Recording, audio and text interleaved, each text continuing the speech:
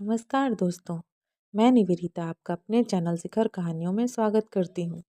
अगर आपको मेरे द्वारा कही गई कहानियाँ अच्छी लगती हैं तो प्लीज़ मेरे चैनल को सब्सक्राइब कर दीजिएगा। आज मैं आप लोग के सामने पंछी बोला चार पहर हिंदी की एक लोक कथा सुनाने जा रही हूँ। तो चलिए शुरू करते हैं। तो पुराने समय की बात है, एक राजा था। वह बहुत समझदार था और हर नई बात को जानने को इच्छुक रहता था। उसके महल के आंगन में एक बकौली का पेड़ था। रात को रोज नियम से एक पक्षी उस पेड़ पर आकर बैठता और रात के चारों पहर के लिए अलग अलग चार तरह की बातें कहा करता था। पहले पहर में कहता, किस मुख दूध पिलाऊं, किस मुख दूध पिलाऊं। दूसरे पहर लगते ही बोलता, ऐसा कहूँ न दीख, ऐसा कहूँ न दीख। जब तीसरा पहर आता तो कहने लगता, अब हम करबू का, अब हम करबू का। जब चौथा पहर शुरू होता तो वह कहता, सब बम्मन मर जाएं, सब बम्मन मर जाएं। राजा रोज रात को जागकर पक्षी के मुख से चारों पहर की अलग अलग बातें सुनता और सोचता पक्षी क्या कहता है, पर उसकी समझ में कुछ नहीं आता। राजा की चिंता बढ़ती गई। जब राजा वह उसका अर्थ निकालने में सफल रहा तो वह हार कर अपने पुरोहित को बुलाया, उसे सब हाल सुनाया और उससे पक्षी के प्रश्नों का उत्तर पूछा। पुरोहित भी एक साथ उत्तर नहीं दे पा रहा था। उसने कुछ समय की मोहलत मांगी और चिंतित होकर घर चला गया। उसके सिर में राजा की पूछी गई चारों बातें बराबर चक्कर काटती रहीं। वह बहुत देर सोचता रहा पर उसे कोई जवाब न सूझा।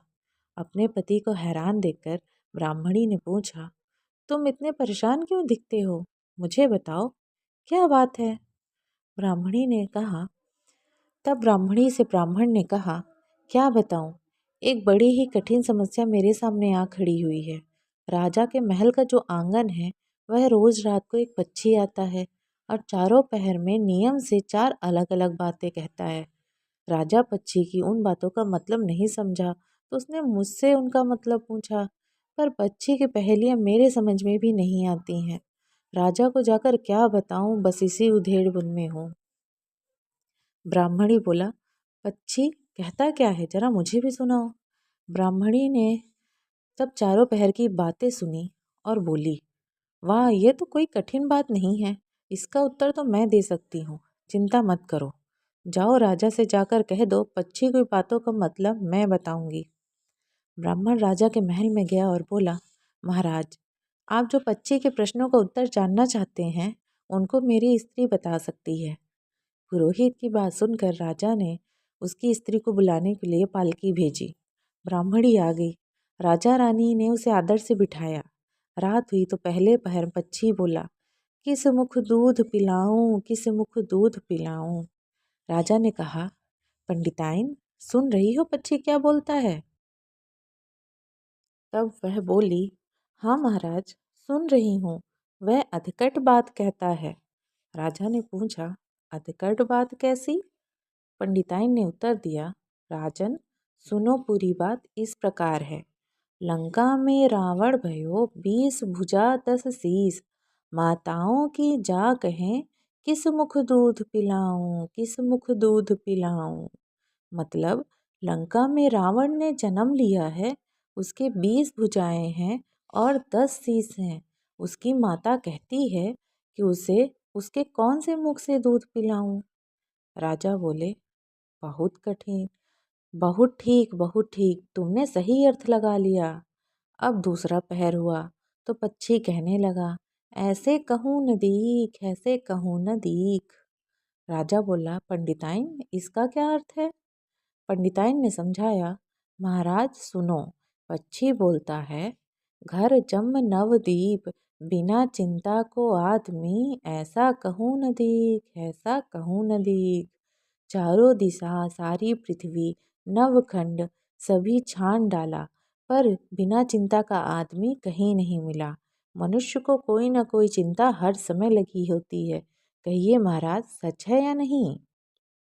राजा बोला, तुम ठीक कहती हो। अब तीसरा पहर लगा तो पक्षी ने रोज की तरह अपनी बात दोहराई, अब हम करबू का, अब हम करबू का। ब्राह्मणी ने राजा से बोली, महाराज, इसका मतलब मैं आपको बताती हूँ, तो सुनिए। 5 वर्ष की कन्या साढ़े देई ब्याह, बैठी करम बतूती अब हम करबू का, अब हम करबू का। 5 वर्ष की कन्या को 60 वर्ष के बूढ़े के गले में बांध दे तो बेचारी अपना करम पीट कर यही कहेगी, अब हम करबू का, अब हम करबू का। सही है ना महाराज? राजा बोला, पंडिताइन तुम्हारी यह बात भी सही लगी। चौथा पहर हुआ तो पंछी ने चोंच खोली, सब बम्मन मर जाएं, सब बम्मन मर जाएं।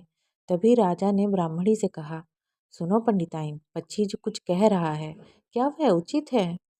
ब्राह्मणी मुस्कुराई और कहने लगी, महाराज मैंने पहले ही कहा था, पक्षी अधकट बात कहता है, वह तो ऐसे सब ब्राह्मण की मरने की बात कहता है। विश्वा संगति जो करे, सुरा मांस जो खाए, बिना सपरे भोजन करे, वह सब बम्मन मर जाए, वो सब बम्मन मर जाए। जो ब्राह्मणी वैश्या की संगति रह करते हैं, सुरा और मांस का सेवन करते हैं और बिना स्नान किए भोजन करते हैं, ऐसे ब्राह्मणों का मर जाना ही उचित है। जब बोलिए पक्षी कहना ठीक है या नहीं? राजा ने कहा, तुम्हारी चारों बातों का 52 तोला पाव रत्ती ठीक लगी, तुम्हारी बुद्धि धन्य है। राजा रानी ने बढ़िया कपड़े और गहने देकर मान सम्मान से पंडिताइन को विदा किया। अब पुरोहित का आदर भी राज दरबार में पहले से अधिक बढ़ गया। तो कैसी लगी आपको मेरे द्वारा कही गई ये लोक कथा? तो अगर आपको कहानी अच्छी लगी